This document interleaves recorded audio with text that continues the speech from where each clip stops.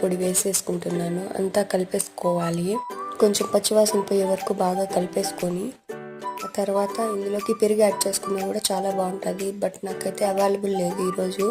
ఇప్పుడు చికెన్ మసాలాని కూడా యాడ్ చేసుకోవాలి.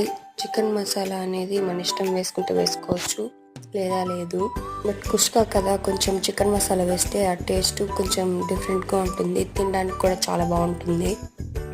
ఇప్పుడు ఆ పొడి పచ్చివాసన పోయే వరకు కొంచెం వేపుకోవాలి. తర్వాత ఇప్పుడు వాటర్ని యాడ్ చేసుకుందాం. నేనైతే ఈ గ్లాసెస్తో 2 గ్లాసెస్ బాస్మతి తీసుకున్నా కదా, అందుకే 4 గ్లాసెస్ వాటర్ పోస్తే సరిపోతుంది.